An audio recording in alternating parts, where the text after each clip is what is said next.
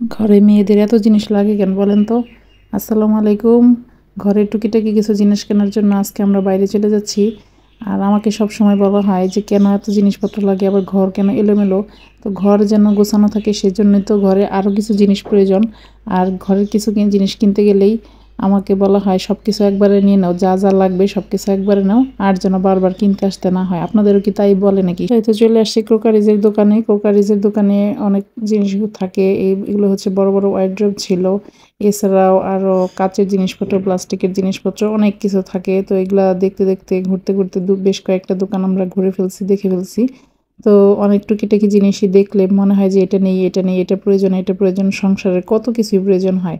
আর আমাকে শুধু বলে, মেয়ে মানুষের এত জিনিস কেন লাগে বলো তো? তোমাদের জিনিসপত্র কিনতেই থাকো, কিনতেই থাকো, তোমাদের কিনা আর শেষ হয় না। সব সময় শুধু এই কথাটা আমাকে শুনতে হয়।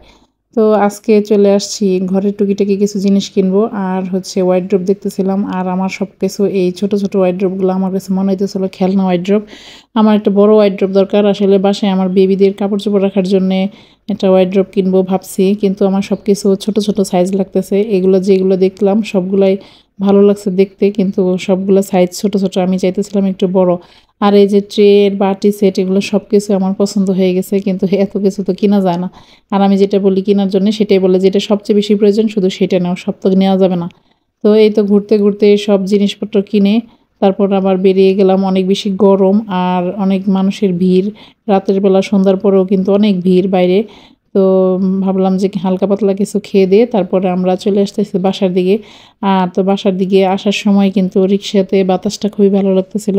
খুবই এনজয় করতেছিলাম। বাচ্চাদেরকে নিয়ে বাইরে রাত্রেবেলা ঘোরাঘুরি করলে ভালো লাগে। আর ওরা বাইরে গেলেই এই তো আইসক্রিম, চকলেট এগুলো খাওয়ার বায়না। তো এই তো বাসার দিকে চলে যাচ্ছি। আর ফাইনালি যেটা পছন্দ করে নিয়ে আসলাম সেটাও আমাদের আসতেছে। তো বাসায় গিয়ে সেটা আনবক্সিংও করব। আপনারা একটু ধৈর্য ধরে শেষ পর্যন্ত দেখতে থাকুন। আর আমার ভিডিওগুলো ভালো লাগলে অবশ্যই লাইক, কমেন্ট এবং শেয়ার করে আমার ভিডিওর পাশে থাকবেন। তো আপনাদের পেজের কি অবস্থা? পেজের কন্টিনিউ কাজ চালায় যেতে হচ্ছে, কিন্তু ইনস্টিমেট তো আসলে পাবো কিনা বলা যাচ্ছে না, কারণ যে অবস্থা ইস্যু দিয়ে রাখছে তো রাখছে।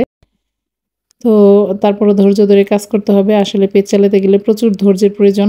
রেগুলার ভিডিও বানাইতে হয়, রেগুলার কাজ করে যেতেই হবে। যত সমস্যা থাকুক, যত ঝামেলাই থাকুক, কাজ তো চালাই যেতেই হবে। তো এই তো আমরা চলে আসছি। আর আমাদের পিছনে কিন্তু এই ওয়ারড্রবটা চলে আসছে। সবচেয়ে বড় যেটা সাইজ আমি সেটাই নিয়ে আসলাম। দেখতে যেমনই হোক, আসলে যেটা পছন্দ করি সেটা সাইজে থাকে ছোট। আর যেটা আমার প্রয়োজন অনেক বড় একটা সাইজের, সেটা যে আবার দেখতে এরকম কালো। তো যাই হোক, আমার মেয়ের রুমের খাটটাও কালো, তার সাথে ম্যাচ করে নিয়ে আসার চেষ্টা করছি। আর বাচ্চাদের সাদা কালার বা অন্য কালার হলে এটা আর বেশি ময়লা হবে। আর ওই লোকটা বলতেছিল সাদাগুলোর উপরের এই যে প্রিন্টটাও উঠে যেতে পারে। তো এটা আবার খুবই মজবুত। তো এটা নিয়ে আসলাম। কেমন লাগলো ওয়ারড্রবটা অবশ্যই কিন্তু কমেন্ট করে জানাবেন। আর ভালো লাগলে অবশ্যই ভিডিওটা শেয়ার করে দিবেন। আল্লাহ হাফেজ।